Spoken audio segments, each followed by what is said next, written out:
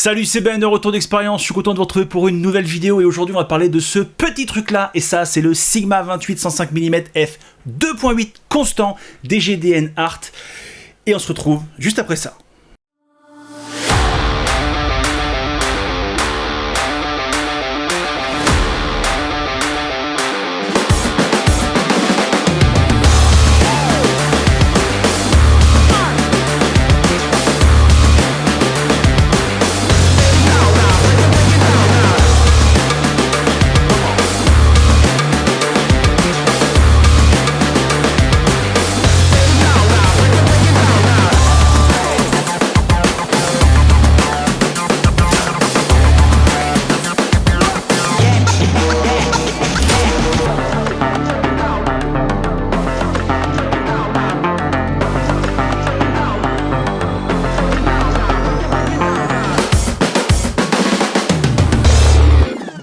Merci à mon pote Street Shepherd de m'avoir accordé du temps pour cette vidéo. Cette vidéo a été entièrement tournée avec le 28 105 f2.8 monté sur le Sony A7 IV. Et pour ceux qui se poseraient la question, oui, après on a jeté la canette dans une poubelle. Et avant de rentrer dans le dur des caractéristiques de cet objectif, petit point traçabilité, ce Sigma 28 105 m'a été prêté par Sigma avec les mêmes conditions que d'habitude. Aucune pression, Sigma verra la vidéo en même temps que vous. Vous aurez donc une vidéo honnête, transparente et objective. Jeu de mots. Niveau caractéristiques, on a donc une optique plein format disponible en monture Sony E et en monture L qui va de 28 à 105 mm avec une ouverture constante de f 2.8. Vous avez une tropicalisation, vous avez un zoom externe. Ce gros caillou pèse 995 grammes pour une taille repliée de 15,7 cm, une distance minimale de mise au point de 40 cm et des filtres à l'avant de 82 mm. Et pour ceux qui se posent la question, 28 mm en plein format ça donne ça, et 105 mm ça donne ça. Niveau ergonomie, on est sur la gamme Art, donc le haut de gamme de chez Sigma, tant en termes de qualité optique que de finition. Là, on a une optique qui est très bien finie, qui est très agréable au toucher. Il n'y a rien qui dépasse, tous les boutons y sont. Vous avez un plutôt bon équilibre, malgré le fait qu'on soit sur un zoom externe. Je trouve qu'en termes de prise en main, c'est assez confortable. Niveau bouton, on est sur la gamme Art, donc vous avez la petite bague de diaphragme qui va de f 2.8 à f 22 avec un bouton clickless qui vous permet de retirer le bruit. Pour les vidéastes, c'est préférable. Vous avez un bouton de lock aussi de la bague de diaph qui vous permet soit de la maintenir en position automatique, soit de faire en sorte qu'elle n'aille jamais sur la position automatique. Le bouton AF/MF comme d'habitude, vous avez deux boutons personnalisables et vous avez le bouton de lock du zoom puisque, pour ne rien vous cacher, je l'ai utilisé sur le capture clip. Il était tout le temps accroché ici sur mon sac à dos sur toute la durée de mon test et là où d'habitude ce bouton de verrouillage je ne l'utilise jamais parce que le zoom ne se déploie jamais. Là c'est la première fois que, à force de marcher, au bout de quelques minutes, le zoom avait tendance un petit peu à se déployer. Donc ce petit bouton de lock n'est pas de trop. Et maintenant, optiquement, ça vaut quoi? En termes de piqué, on est très bon. On n'est pas excellent, mais on est très bon. Alors, pourquoi est-ce qu'on n'est pas excellent? Parce que c'est pas une focale fixe, tout simplement, mais comparativement à la plupart des transstandards du marché, vraiment, on est sur du art, donc c'est très précis tant en photo qu'en vidéo. Et la seule optique zoom à ouverture constante que j'ai testé et que j'ai trouvé vraiment à la hauteur d'une optique fixe, c'est le 28-45 1.8. Je vous mets la fiche par là, que j'ai testé il y a pas longtemps, qui pour le coup optiquement est vraiment très bon. Là on est un petit cran en dessous, mais honnêtement, pour une très grande majorité d'usages, vraiment le piqué est très bon. Niveau bokeh, c'est très doux. J'ai adoré utiliser cet objectif en portrait. Il est très doux, très estompé, très peu contrasté, très nuancé. Et lorsque j'ai fait les photos, je m'en suis pas rendu compte sur le coup, c'est lorsque je me suis mis sur un grand écran. Il y a certaines photos où vraiment l'arrière-plan est étalé, les transitions de couleurs se font avec une douceur. Et je peux vous promettre qu'à 105 mm à 2.8, niveau flou d'arrière-plan, on est bien. Et si cet objectif t'intéresse ou n'importe quel autre, le lien est en description, je suis partenaire Miss Numérique, donc t'as juste à entrer mon petit code au moment de passer au panier, RDEX, toi ça te coûte pas plus cher, moi ça me permet de toucher une toute petite rétrocommission qui me paye l'essence lorsque je vais te faire des tests comme ça, et ça permet de dire à Miss Numérique que tu viens de ma part, et donc qu'ils peuvent me prêter plein de matos pour te faire des tests. Donc voilà, n'hésite pas à passer par mon code créateur, merci d'avance. En termes de défauts optiques, vous trouverez un petit peu de flair dans cet objectif, mais on n'a pas un flair qui est hyper marqué. On n'a pas un petit point lumineux qui se balade, chose que parfois j'aime bien sur mes optiques, notamment sur mon 18-35.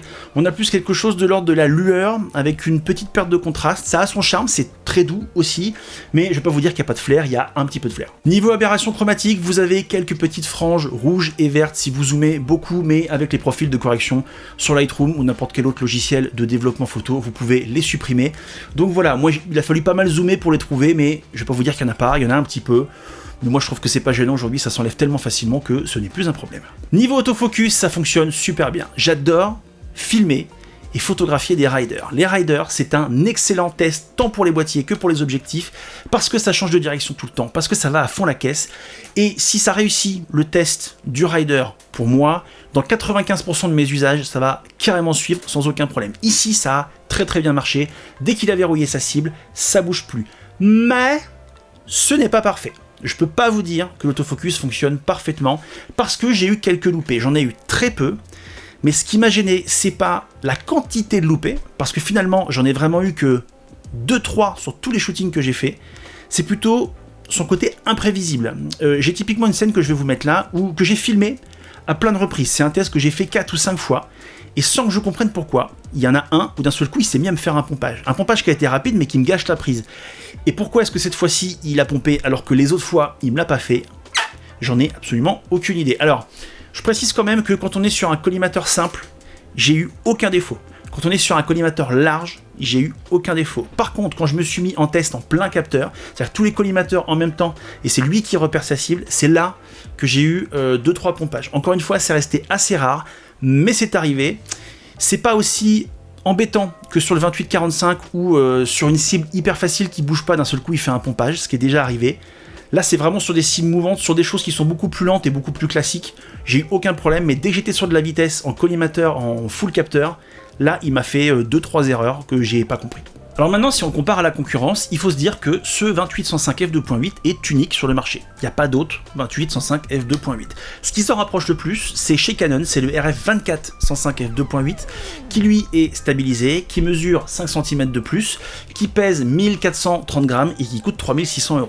On n'est pas sur la même optique, on est sur une optique beaucoup plus grosse, qui est un petit peu plus pensée sur la vidéo parce qu'elle est motorisable, qui est stabilisée, et qui a 4 mm de plus, ce qui peut faire une différence pour certains. L'autre concurrent de celui-ci, c'est finalement la version Reflex, le 24-105 f4, qui lui pèse 885 grammes, donc 100 grammes de moins, et il est à f4. Donc on peut quand même considérer que 28-105 f2.8 par rapport aux caractéristiques et à l'ergonomie qu'il a, pas mal. Alors à l'appui de tout ça, moi je trouve que Sigma fait une proposition hyper convaincante pour un prix, parce que je vous l'ai pas dit, il coûte 1649 € à sa sortie, 28-105 f2.8 constant.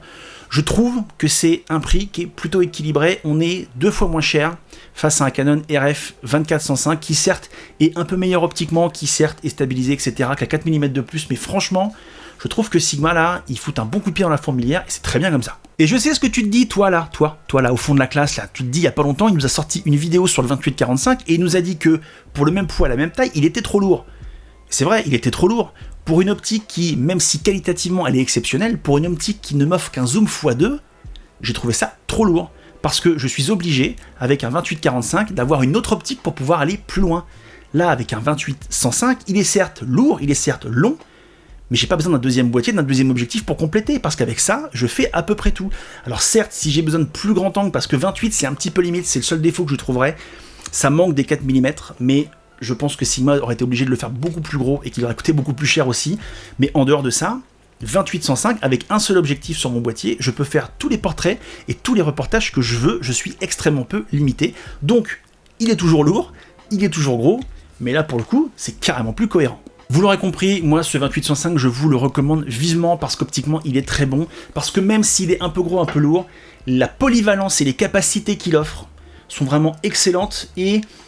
Bon, moi je suis très content avec mon 28-75, mais si aujourd'hui j'étais dans une phase d'achat d'un trans standard et que j'avais pas mon 28-75, il est fort probable que c'est ce 28-105 que j'aurais acheté, parce que je suis étonné d'avoir autant utilisé la plage des 70-105 mm. C'est une plage que j'utilise pas d'ordinaire, parce que c'est pas naturel, je m'arrête à 75, et là je me suis rendu compte que souvent j'allais un peu plus loin, et en fait que cette plage focale 28-105, c'est vraiment une excellente plage focale quand on fait du reportage et quand on fait du portrait, c'est du délire. Donc, ce 28-105, il m'a convaincu, optiquement, en termes de moteur, en termes d'efficacité. Encore une fois, un petit poil lourd, un petit poil gros, mais c'est le compromis à accepter pour avoir une polyvalence maximum. C'en est fini pour moi, j'espère que cette vidéo t'aura été utile et qu'elle répond à toutes les questions que tu ne te posais pas. N'hésite pas à t'abonner à ma chaîne YouTube, n'hésite pas à t'abonner à mon Instagram où je mets régulièrement des petites coulisses et des petites productions que je fais. Si t'as des questions, mets-les en commentaire. Et en attendant la prochaine vidéo, Prenez soin de vous.